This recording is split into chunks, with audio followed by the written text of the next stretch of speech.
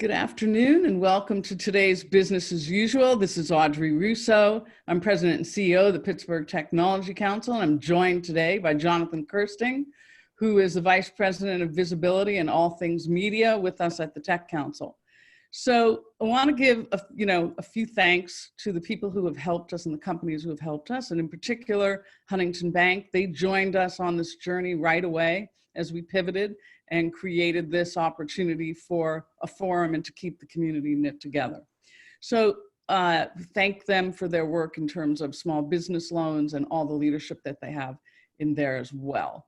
So a couple of things. For tomorrow, we're going to be joined by former Pittsburgh Steeler Will Allen, who co-founded Nascent Group Holdings. He's going to be talking with us about a Boost initiative, which will focus on helping African-American small businesses. And on Monday, we're joined by Majestic Lane, Chief Equity Officer and Deputy Chief of Staff for the Mayor, the Pittsburgh Mayor. We've muted your microphone so that you can make sure that background noise doesn't interrupt in terms of us joining with our speakers. And we also have a chat that Jonathan will monitor and make sure that we can ask questions of our guests today. So I am thrilled. I'm going to jump right in, and I'm very pleased to once again see Tom Link. I haven't seen him in a while, so I'm glad to see him. And he's Director of Business Solutions, Neighborhood Action, and Business Attraction and Expansion at the City of Pittsburgh Urban Redevelopment Authority. We're also joined by George Cook, co-founder and CEO of Honeycomb Credit. And they're going to talk about their relationship, their companies, their perspective, and we're very thrilled to have them. So I'm going to start with George. Welcome. Nice to see you this afternoon. And before we talk about loyalty bonds, which is a topic I'm really looking forward to learning about, I'd like to give our guests a sense of who you are and the origin of your story of Honeycomb. And I believe you're native of Western Pennsylvania, so there's some stuff that it would be awesome if you shared. So thank you, George Cook. And I'm going to pass the baton to you. Yeah, thanks for having me, Audrey. Thanks for having me, Jonathan. Great to be here. As you alluded to, yeah, I'm from right here in southwestern Pennsylvania. Grew up in Somerset. And my family has been running a little community bank there for about 130 years. So that makes me a sixth generation community banker. And I grew up in the family business. I spent a lot of time thinking about community banking and really that relationship banking model that it's built on top of. And ultimately, after college, I was doing a lot of financial services consulting, and I had this front row seat to this kind of seismic shift in the banking industry, where regulatory changes and macroeconomic factors were causing a really big consolidation in the industry. And there's a lot of business reasons why it happened, but really we found that a lot of small businesses were being hurt by it. There's actually been a 30% decrease in the amount of capital flowing from banks to small businesses since the Great Recession. And kind of thinking through that, it was weighing on me very heavily. I was getting my graduate degree, and I met my now co-founder, who is an investment banker turned small business owner. And he was living and breathing these problems. He was literally going through the bank application process. He was going through the SBA loan process. And here you have a guy that was, on Wall Street, very successful, that has an Ivy League MBA, and he couldn't get a bank loan. And so we're kind of scratching our heads and saying, if this guy can't get a bank loan, who is getting a bank loan if you're a small business owner? And that kind of opened the door for the genesis of Honeycomb to really try to bring community banking back in a tech-enabled, scalable way for the 21st century. And what we've done is we've built a loan crowdfunding website where locally owned small businesses can borrow from their own customers and fans and community members. So the look and feel is a lot like a Kickstarter or an Indiegogo, but instead of donating $100 and getting a t-shirt, you can actually invest $100 or $1,000 in a business right here in Pittsburgh or one of the many other markets we're serving, and earn a competitive return while supporting the local economy. Great. It's really great. And it's exactly what we need. Little did you know when you probably created the company. So Tom, welcome. Nice seeing you again, as I mentioned earlier. I'm glad to have you. We've worked with you for many years, and as your role now in terms of innovation and entrepreneurship, but also your role, and indeed the entire URA, has undergone a lot of transformation. So can you help our guests understand what the URA does, some of the existing initiatives and some of the pivots that you've made? Yeah, for sure. Yeah, first, thanks for having me. I'm excited to be here, and it has been a while, so hello again. And really appreciate the opportunity to talk about the work that I do and the work that at the Urban Redevelopment Authority. So, I think as most folks know, at least certainly in this area and in the region, the URA, the Urban Redevelopment Authority, is really the economic development agency that works on behalf of the city of Pittsburgh around really, all manners of economic development, from, housing initiatives to investing in communities, to investing in our neighborhood business districts, even infrastructure development, and, many different manner of really a conduit to public tools to make strategic interventions in our marketplace to create housing, to improve neighborhoods, to improve community, and really help, and this really gets more to my role, but to help businesses start to grow and expand here in the city of Pittsburgh. Yeah, as you point out, Audrey, I'd say we've been going under a transformation, frankly, for many years, really sort of pivoting to a very, I'd say, person-focused agency.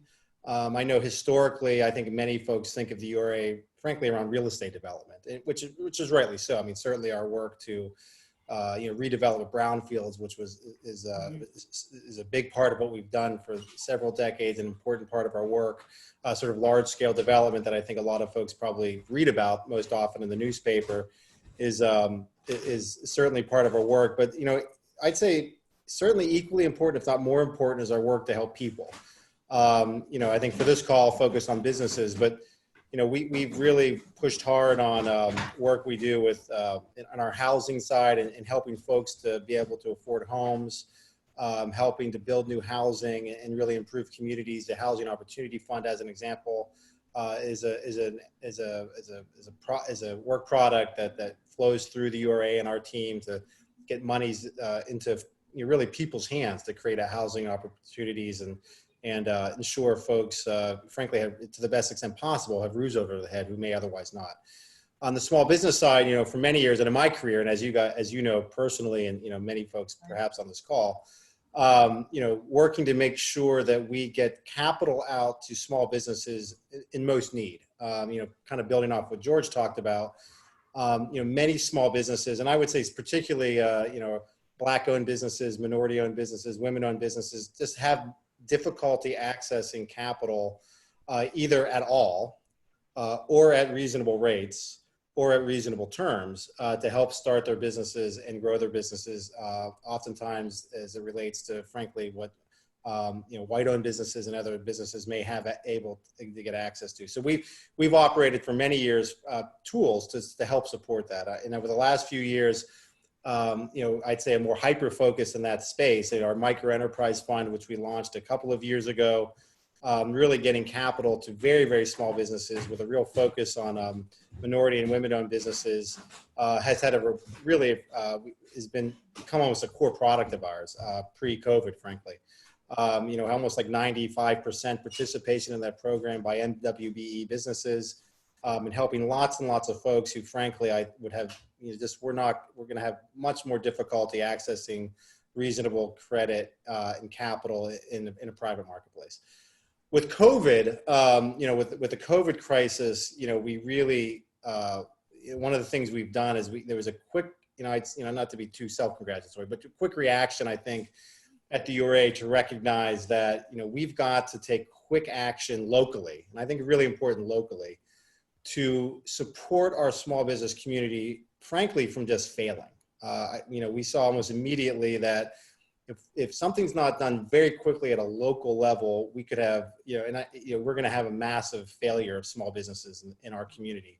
So something we ramped up literally within about a week, and it was that we were joking before we started this public call, but we were, as most of us, had to leave our office, within days. And literally, that was happening, some of the core team at the URA came together and we created a new emergency loan fund to get capital out very quickly to close loans within days, to get money out to our small business community, literally to help, we all knew what was happening, especially our neighborhood business district businesses, Main Street businesses were being forced to close, and would have like immediate 100% loss in revenue.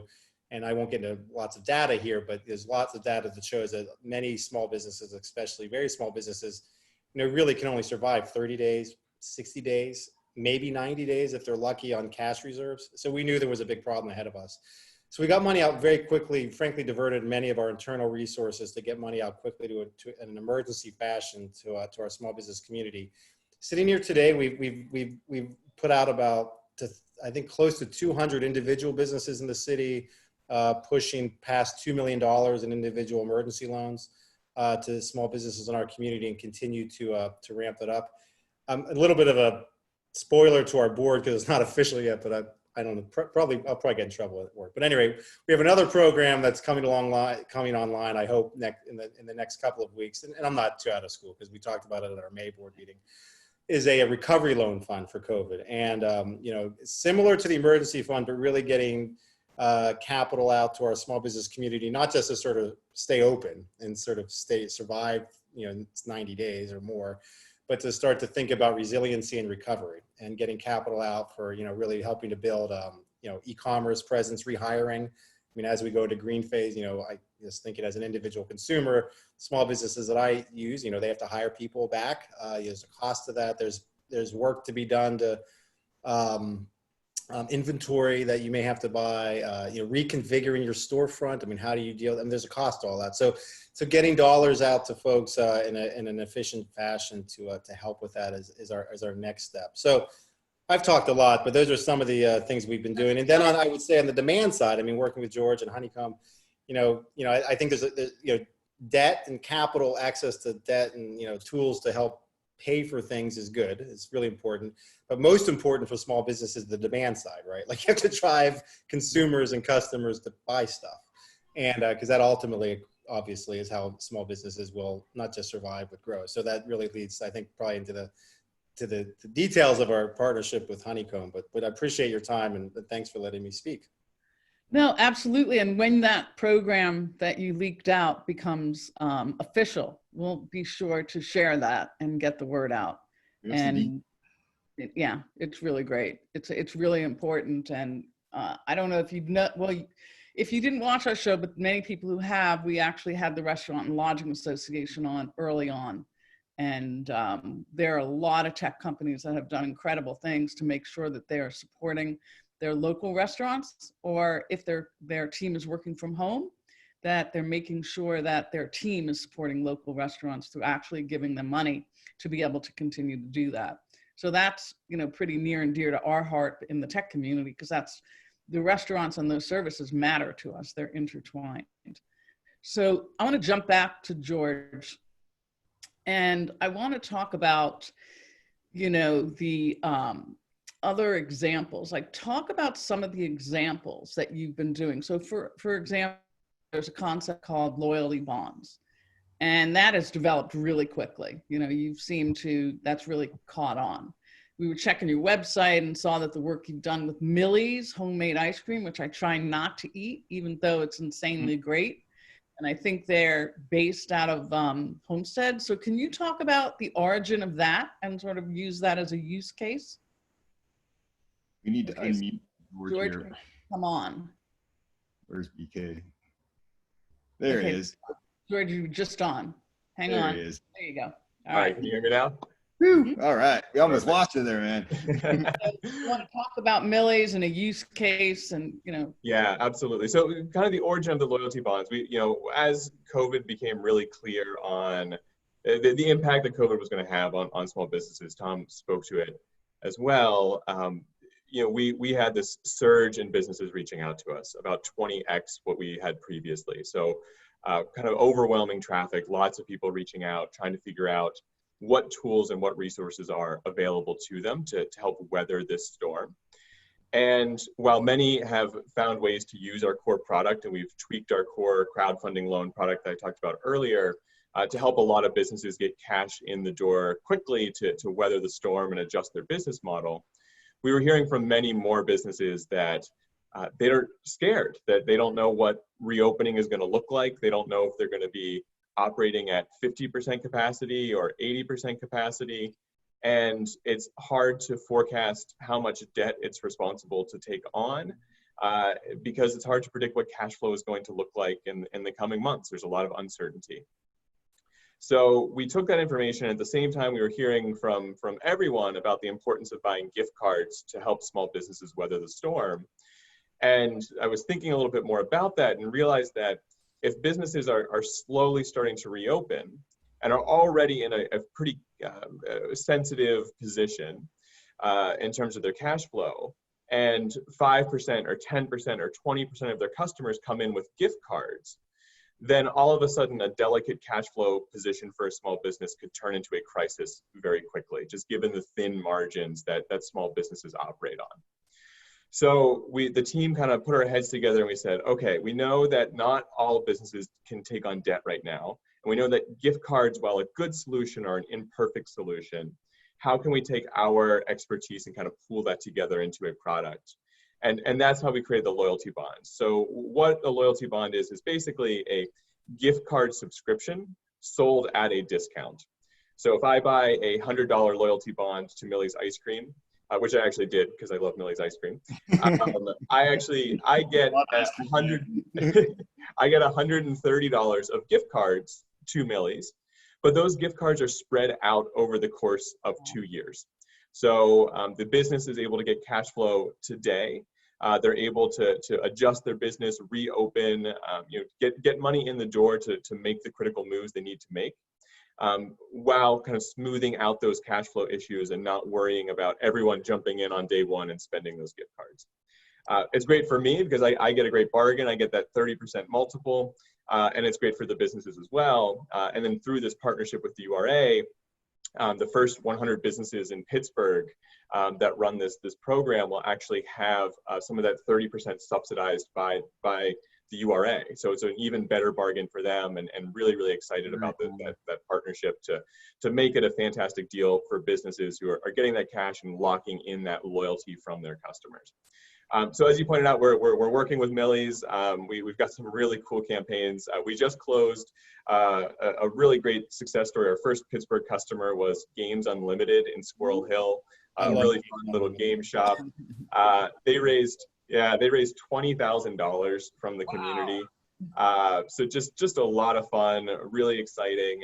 Right now we have Millie's Ice Cream, Ironborn Pizza, Scratch Food and Beverage, and so many more. I think we have 8 businesses in Pittsburgh live today, and many, many more coming live in the next couple of weeks through the partnership with the URA.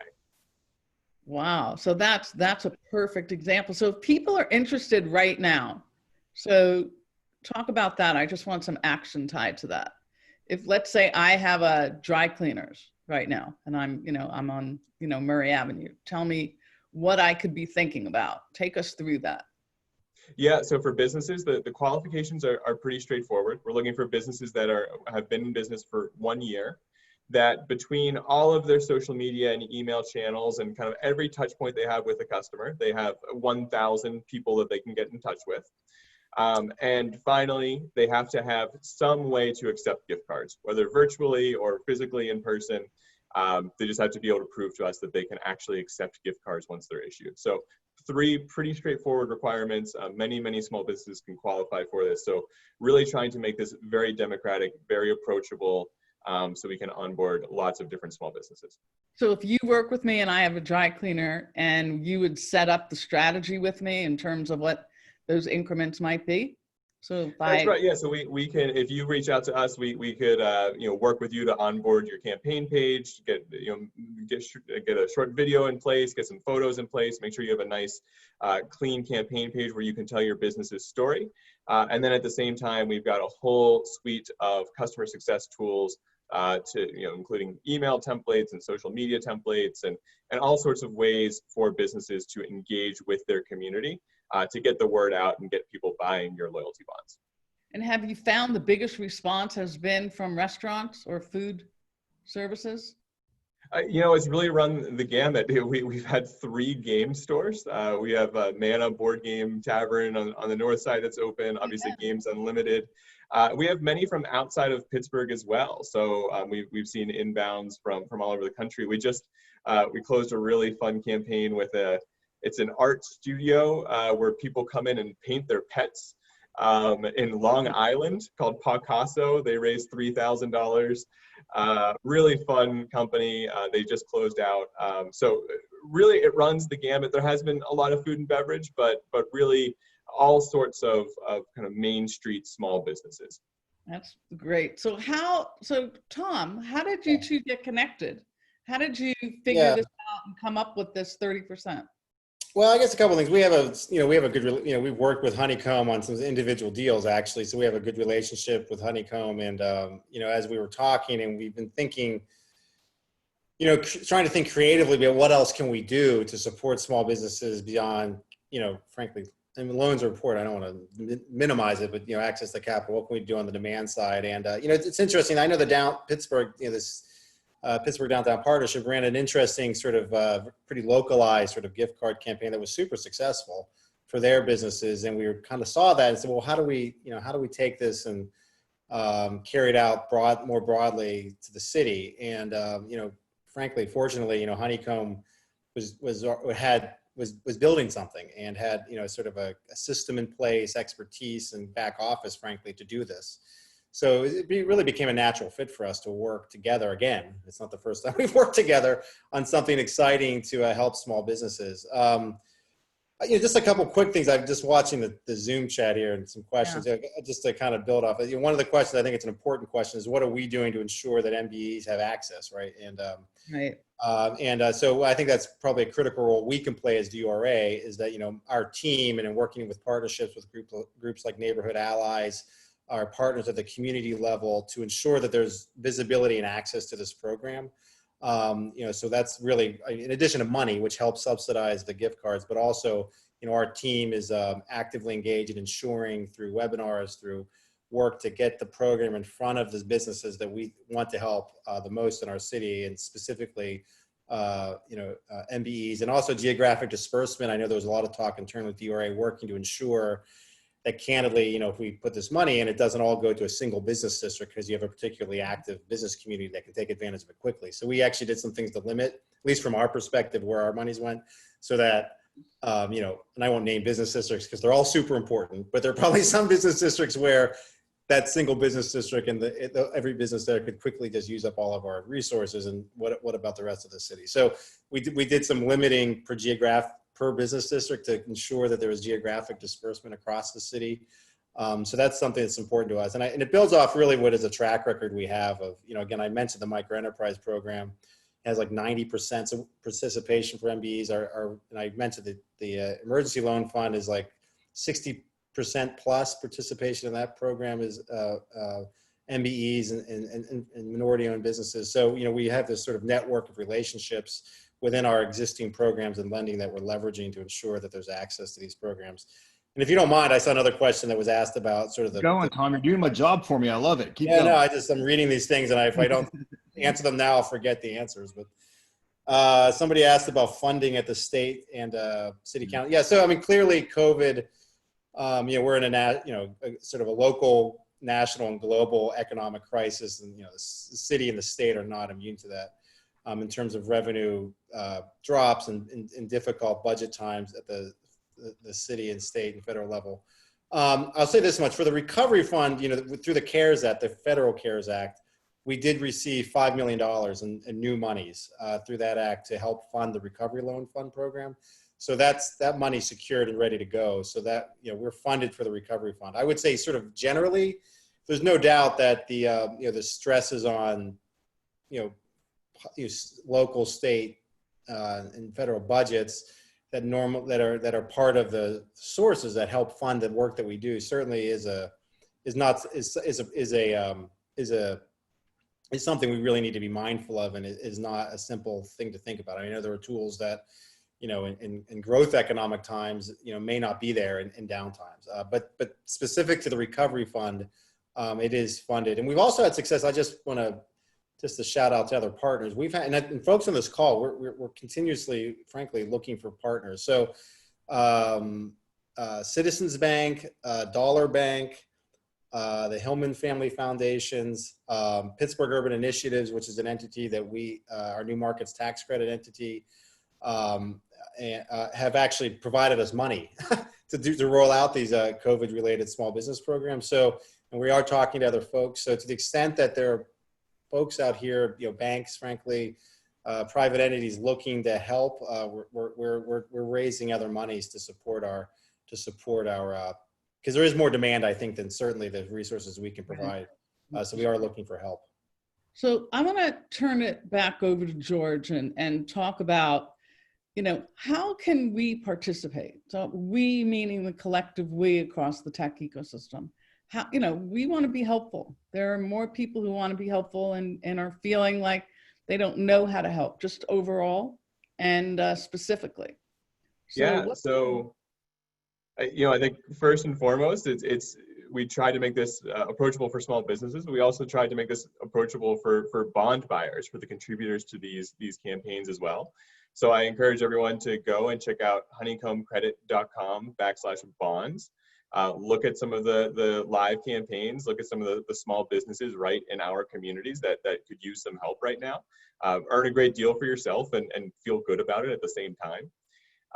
And the other big thing is that there's a lot of businesses out there that we need to connect with, that we're trying to get the word out to. So if you have a favorite small business, whatever it might be that you really would love to see this program for, we have a referral program. So if you go to honeycombcredit.com/refer-bonds, all one word, you can actually put in a request and we'll reach out to that business and we'll engage with them and see if the loyalty bond is a good fit for them. And for making the referral, we'll even buy you a $50 loyalty bond as well for making that intro for us. So those are two really easy ways to get involved right away. So that's great. So are you hiring? Are you growing in terms of Honeycomb? Yeah, so we just we're kind of towards the end of a fundraising round. We just brought in a couple of really fantastic folks. We have an army of interns joining us for the summer, so no immediate open positions right now, but things are growing quickly and that could change very fast. That's really great. Jonathan, are there any questions out there that we didn't have a chance to ask? But they've all been asked because Tom took care of that, which I was very thankful for. I know. Thank you. I'm just curious, George, as we move forward, it seems like this could be a program that works post-COVID as well, too. Any thoughts about how this could become part of your usual repertoire of helping companies find unique ways to raise money quickly and engage the community?